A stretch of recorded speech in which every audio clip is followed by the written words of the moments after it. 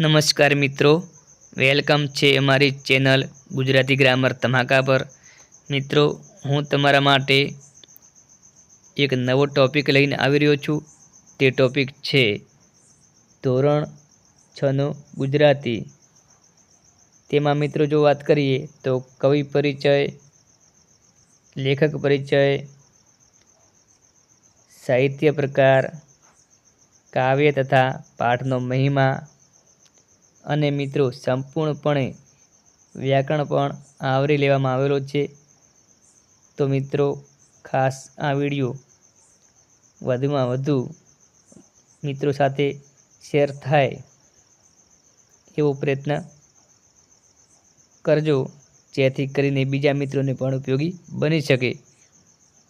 અને મિત્રો બીજું કે ટેટ 2ની તૈયારી કરતા મિત્રો માટે ખાસ આ વિડીયો ઉપયોગી બનશે। તો મિત્રો લિંકને ફટાફટ શેર કરી દો। તો હવે આપણે સ્ટાર્ટ કરીશું।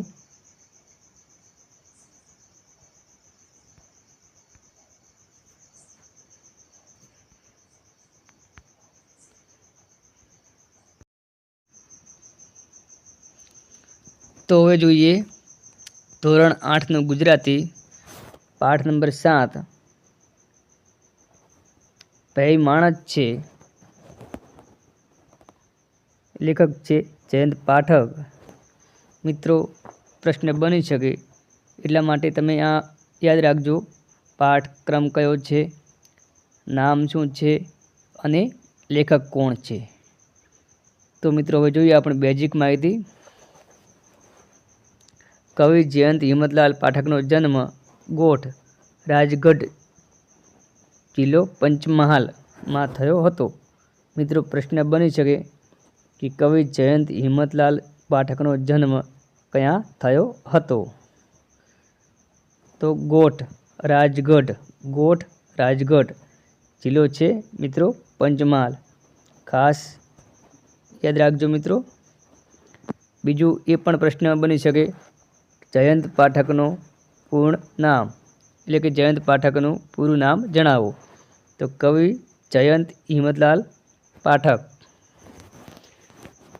ઓકે મિત્રો, હવે જોઈએ આગળ। તેઓ કવિ અને વિવેચક તરીકે જાણીતા છે। પ્રશ્ન બની શકે મિત્રો કે આમાંથી કયા લેખક કવિ અને વિવેચક તરીકે જાણીતા છે? તો આપણો જવાબ જયંત પાઠક હોવો જોઈએ।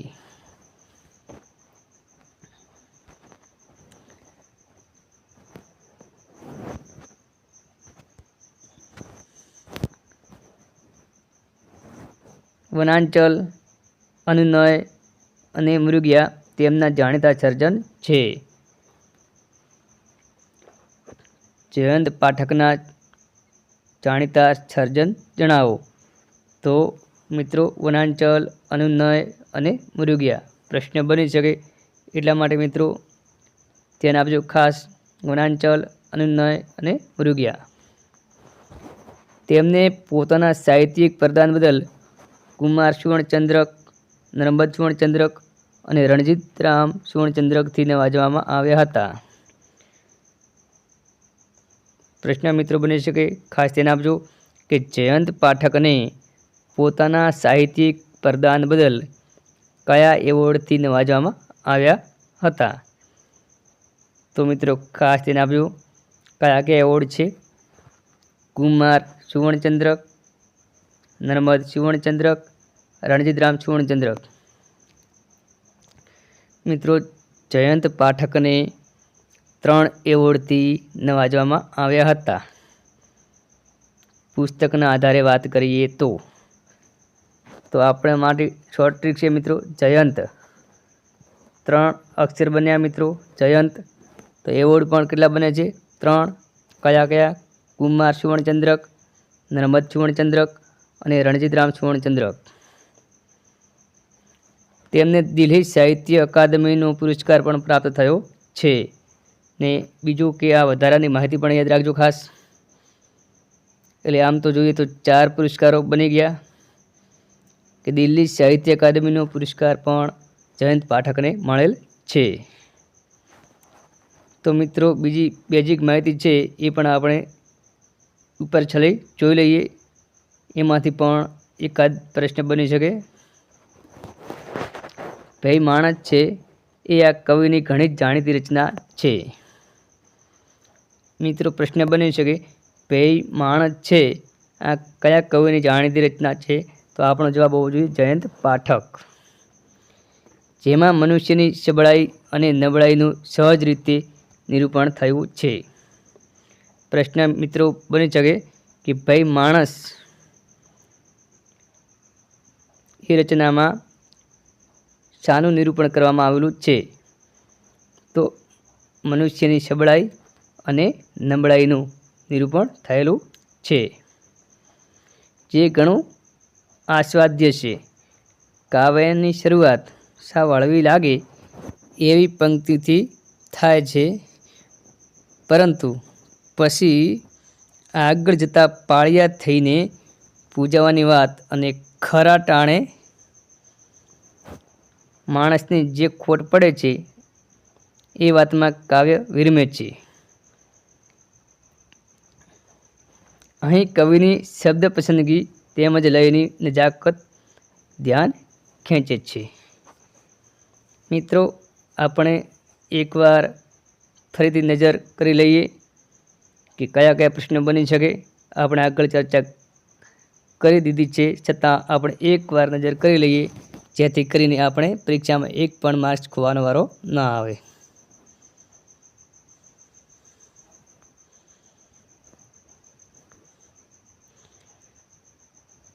પ્રથમ મિત્રો યાદ રાખવાનું છે આપણે પાઠનો ક્રમ। નામ ભાઈ માણસ છે, પછી મિત્રો લેખક જયંત પાઠક, પછી જયંત પાઠકનું પૂરું નામ કવિ જયંત હિંમતલાલ પાઠક, જન્મ ક્યાં થયો હતો? ગોઠ, રાજગઢ, જિલ્લો પંચમહાલમાં, બરાબર। તેઓ શાના માટે જાણીતા છે? કવિ, વિવેચક તરીકે જાણીતા છે।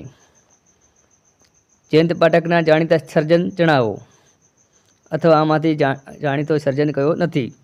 ગમે તે રીતે પ્રશ્ન બની શકે મિત્રો। તો આપણો જવાબ હંમેશા માટે સાચો પડે એવી આપણી તૈયારી હોવી જોઈએ। વનાંચલ, અનુનય અને મૃગયા તેમના જાણીતા સર્જન છે। તેમને પોતાના સાહિત્યિક પ્રદાન બદલ કુમાર સુવર્ણચંદ્રક, નર્મદ સુવર્ણચંદ્રક અને રણજીતરામ સુવર્ણચંદ્રકથી નવાજવામાં આવ્યા હતા। પ્રશ્નો મિત્ર બની શકે કે જયંત પાઠકને કયા કયા એવોર્ડથી નવાજવામાં આવેલા છે? તો મિત્રો જે અંડરલાઇન તમને જોવા મળે છે એ મિત્રો પરીક્ષામાં પૂછાવાની પૂરેપૂરી સંભાવના છે, એટલે મિત્રો ખાસ ધ્યાન આપજો। તેમને દિલ્હી સાહિત્ય અકાદમીનો પુરસ્કાર પણ મળ્યો હતો।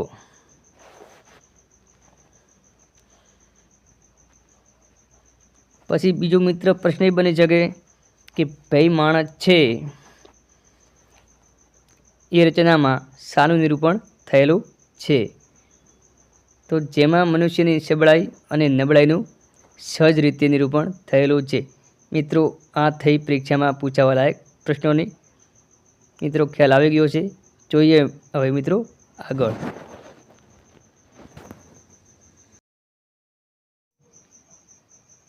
તો મિત્રો આ અમારી ચેનલ છે ગુજરાતી ધમાકા,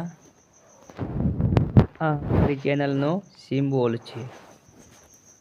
તો મિત્રો લાઈક કરી દેજો, બીજા મિત્રોને શેર પણ કરજો, અને ચેનલ સબસ્ક્રાઈબ જો ના કરી હોય તો કરી લેજો, જેથી કરીને તમને અમારા વિડીયો ટાઈમસર મળી રહે।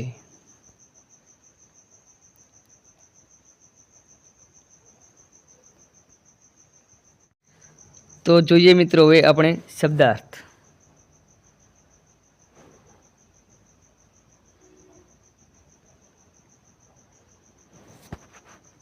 મક્કમ